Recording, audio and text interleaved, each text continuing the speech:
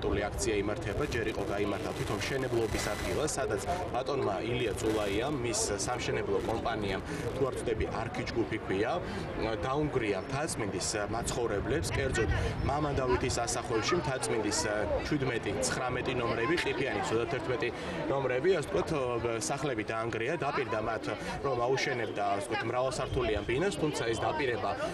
დაპირება დარჩა, არავითარი ბინაშენებლობა იქ არ მიმდინარეობს, ეგ კი არა, ამ 4 წლის განმავლობაში,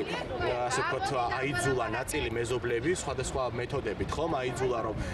წასულიყვნენ იქიდან, ანუ გადასახლებულიყვნენ სხვა ადგილას, დღესაც მიმდინარეობს მათზე ნახევრად კრიმინალური, ასე ვთქვათ, ზეწოლები,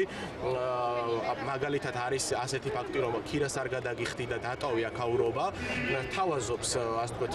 სხვა ტერიტორიაზე დაუსრულებელ ასევე ავარიულ ბინებს, მთაწმინდის მოსახლეობის მხარდასაჭერად გამოცხადდი ჩვენ პატრიოტთა ალიანსის, ასე ვთქვათ, წევრებიც, მე გახლავთ მთაწმინდის მაჟორიტარობის კანდიდატი და უბრალოდ ჩემი ვალია, რომ ამ ხალხის, ასე ვთქვათ, ინტერესები დავიცვა დღესდღეობით და როდესაც ქართული ოცნების, ასე ვთქვათ, მაჟორიტარი თუნდაც დიდუბის რაიონში, ხომ, ბედავს არ მოსული, ასე ვთქვათ, პარლამენტში უკვე ბედავს აი ესეთი სახის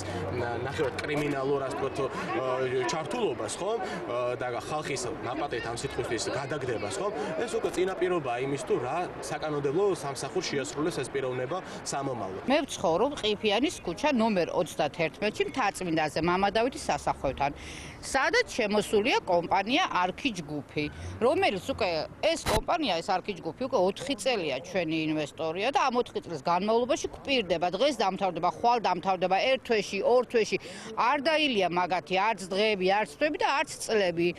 ამ ბოლოს, ივნისის ბოლოს დაგვიბარეს კომპანიაში და გვითხრეს, რომ უნდა დავაკონსერვოთ თქვენი ობიექტი, რადგანაც არ დამთავრდება, არის პრობლემა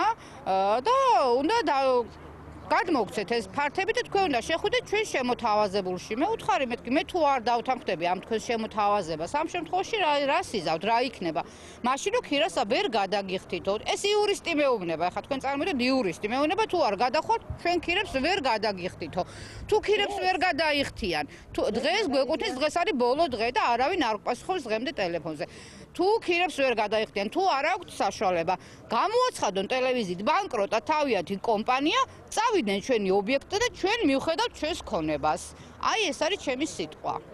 და ამის დამფუძნებელი არის ივლიანი წულაია, რომელიც აი აქ არის მის ოფისთან გავარ, გამოვიდეს ახლა და გვითხრას დაზარალებულ ხალხს, რას გვიპირებს, როდის შევარ ჩვენ სახლებში და როდის დაარიგებენ ქირას. მე ვარ აფხაზეთიდან აფხაზეთში დაღუპული ოჯახის წევრი გიორგი ნადირაშვილის, რომელმაც საქართველოს ერთიანობა შესწირა თავი და ეხლა წულაია მოდის და მე სახლიდან მაგდებს.